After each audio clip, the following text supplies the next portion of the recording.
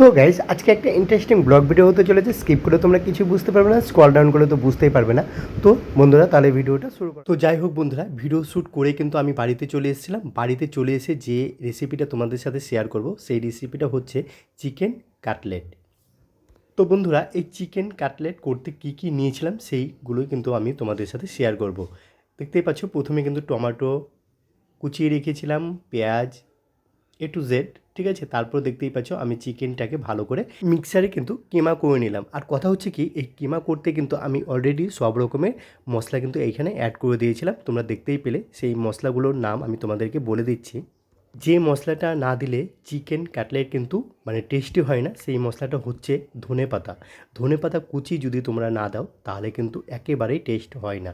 তো দেখতেই পাচ্ছ, ধনেপাতা, কুচানো লঙ্কা, টমেটো, মানে নানা রকমের A to Z মশলা দিয়ে কিন্তু আমি ভালো করে আলু আর চিকেন কিমা দিয়ে কিন্তু ভালো করে মাখিয়ে নিচ্ছিলাম, ঠিক আছে।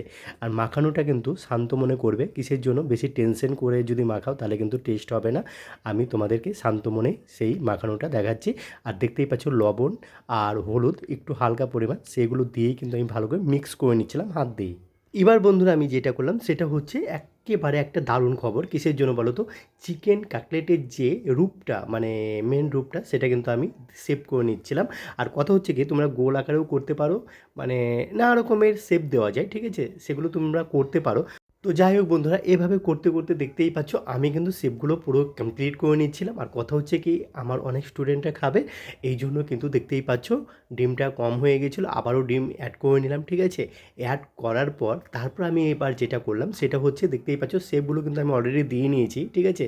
যেহেতু আমার অনেক স্টুডেন্ট আছে, ঠিক আছে, স্টুডেন্ট আজকে মোটামুটি একটা করেও যদি খায় তাহলে আমার 10টা স্টুডেন্ট আসবে, সেই অনুপাতেই কিন্তু আমার করা হয়েছিল, ঠিক আছে। যে আমার স্টুডেন্টরা যদি একটা, যদিও বা একটা করে খায়, তাহলে কিন্তু আমাকে মোটামুটি 15টা সেভে করতে হবে। কিসের জন্য? আমি এক্সট্রা বেশি 5টা রেখেছি, যদি কেউ আসে তাদেরকে কিন্তু দেবো। আর দেখতেই পাচ্ছ আমার শেপগুলো কিন্তু হয়ে গেছে অলরেডি, সবই কমপ্লিট হয়ে গেছে। এবার কিন্তু আমি চিকেনগুলোকে ফ্রাই করে নিচ্ছি। কিসের জন্য?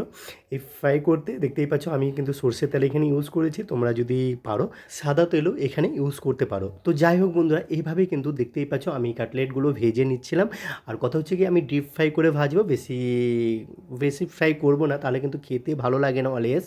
আর কথা হচ্ছে কি, ডিপ ফ্রাইয়ের মধ্যেই কিন্তু ভাজা প্রায় কমপ্লিট দেখাবে, ঠিক আছে। একেবারেই না যে আমি ভাজবো না, ঠিক আছে। আর ব্রাউন করে ভাজবো, যেন লোভনীয় লাগে খাবারটা। আর কথা হচ্ছে কি, আমি এইবার নিয়ে আমি এটা 5বার করেছি, আমার স্টুডেন্টগুলো কিন্তু বেশ পছন্দ করেছে, এই জন্য কিন্তু আমি এবারও করলাম। কিসের জন্য? দেখতেই পেলে সেদিনকে 10 কেজি মাংস এনেছিলাম, সেই মাংসটা কিন্তু সবাইকে খাইয়েছিলাম। তোমরা বড় ভিডিওটা দেখেছে কিনা জানি না, অবভিয়াসলি ছোটো ভিডিওগুলোই বেশি দেখো, বড় ভিডিওগুলো দেখে নেবে, তাহলে কিন্তু সব A to Z সব দেখতে পাবে, ঠিক আছে।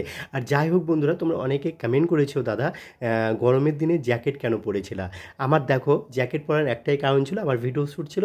সেই ভিডিও শ্যুট করার সঙ্গে সঙ্গে কিন্তু আমি এই রেসিপিটা তোমাদের সাথে শেয়ার করছিলাম, ঠিক আছে। তো যাই হোক, আমার একটা স্টুডেন্টকে নিয়েই কিন্তু আমি খাচ্ছিলাম, আর একটা স্টুডেন্ট আমার ক্যামেরা ধরছিল, আরও অনেকেই ছিল পিছনে। তো সবাইকে দেখিয়েছি, ঠিক আছে। জাস্ট আমি আগে মৌমাকেই দেখালাম। মৌমা কিন্তু আমার বেস্ট স্টুডেন্ট, ও কিন্তু নাম্বার 1 পজিশানে আছে।